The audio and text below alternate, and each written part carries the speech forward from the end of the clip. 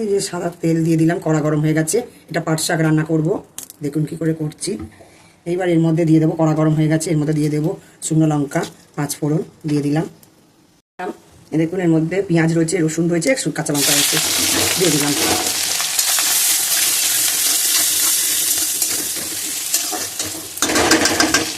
এর মধ্যে দিয়ে দেবো আলু। পাট শাকের মধ্যে আলু দিয়ে চিংড়ি মাছের মাথাগুলোকে বেটে ডালের সাথে ওই ফুটবে, তার মধ্যে বড়া করে করে আমি দেবো। আপনাদের সামনে আপনাদের সবই দেখাবো। এটা একটু ভাজা ভাজা হোক। এর মধ্যে কিছু মশলা দিচ্ছি, দেখাচ্ছি। একটু ভাজা ভাজা হয়ে যাক, তারপরে দিয়ে নিয়েছি। এবার এর মধ্যে দিয়ে দেবো জিরে ধনে বাটা রয়েছে, গুঁড়ো করে রেখেছি, দিয়ে দিলাম।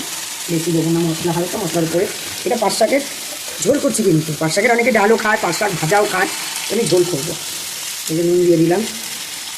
এবার হলুদ দিয়ে দেবো, দিয়ে একটু কষিয়ে এর মধ্যে পাট শাকটা দিয়ে দেবো। এইবার পাট শাকের যে সরঞ্জামগুলো করবো সেটা আপনাদের দেখাচ্ছি। যেটা কষিয়ে পাট শাকটা দিয়ে দিই, তারপরে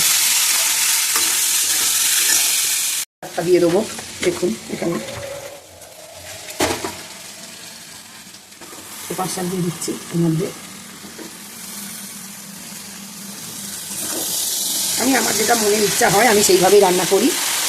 এবার আপনারা দেখে যদি আমাকে কমেন্ট করে জানান যে ভালো লাগছে কি না। আপনারা ট্রাই করেও একবার করে খেয়ে দেখবেন এইভাবে। এবার জল দিয়ে দিচ্ছি, যতটুকু পরিমাণে লাগবে ততটুকুই দেবো।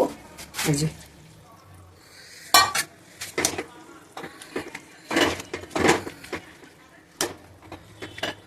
এটা ফুটুক, তার মধ্যে এর মধ্যে যে বড়া করে দেবো চিংড়ি মাছের মাথা পেস্ট করে ডালের সাথে, এই ফুটবে, এর মধ্যে বড়া করব, বড়া করে করে দেবো। এই যে চিংড়ি মাছের মাথা আছে, পেঁয়াজ রসুন আদা দিলাম এর মধ্যে পেস্ট করবো বলে। আর দিয়ে দেবো এই যে ডাল। এটা কীরকম লাগলো আপনারা আমাকে কমেন্ট করে জানাবেন। কমেন্ট করে জানাবেন কেমন লাগছে না লাগছে। ভালো যদি লাগে আমাকে বেশি বেশি করে লাইক করবেন, শেয়ার করবেন। এই যে দেখুন ঝোলটা ফুটছে পাট শাকে। এইবার এই যে চিংড়ি মাছ আর ডাল তার বড়া দিয়ে দিচ্ছি। এই যে বড়া দিয়ে এই দেখুন, এখন নাড়বো না কিন্তু, এর মধ্যে দেখুন কি সুন্দর দেখতে পাচ্ছেন। এইভাবে বড়াটাকে এই ফুটবে, ওটার পরে এইটা পুরো বেশি ঝোল থাকবে না, কিন্তু গামাকা মাখা হবে। এই পাট শাক আলু দিয়ে চিংড়ি মাছের মাথা ডাল দিয়ে ভেটে বড়া করছি, এটা ভাপাতেই হবে। এটা নাড়বো না, নাড়লে তাহলে ঘেটে যাবে। এখন অনেক পরে, এটা যখন শক্ত হয়ে যাবে তখন, তার আগে না। আমার মনে যেরকম ইচ্ছা হয় আমি ইচ্ছা মতন রান্না করি। আমি কারোর দিকে নয়, এটা আমার ইচ্ছা হয়েছে এইভাবেই আমি রান্না করব, তাই আমি এইভাবে রান্না করছি। এটাকে বড়া দিয়ে আমি এটাকে ঢাকা দিয়ে দেবো। বড়াগুলো রয়েছে, এবার একটু মিষ্টি দিয়ে দেবো, মিষ্টি দিয়ে দেবো। আমাকে এই যে রান্না কমপ্লিট হয়ে গেছে। আপনারা যে যেখান থেকে দেখছেন আমাকে বেশি বেশি করে শেয়ার করুন, কমেন্ট করুন, লাইক করুন। আজকের এই পর্যন্ত, টাটা। জিরে আর ধনে ভাজা গুঁড়ো করে এই যে দিয়ে দিয়েছি। আর একটু এই যে নামাচ্ছি, যেহেতু এই যে ঘি দিয়ে দিচ্ছি।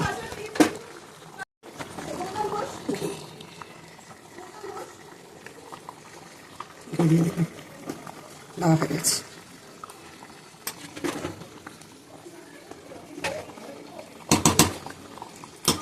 নামিয়ে দেবো।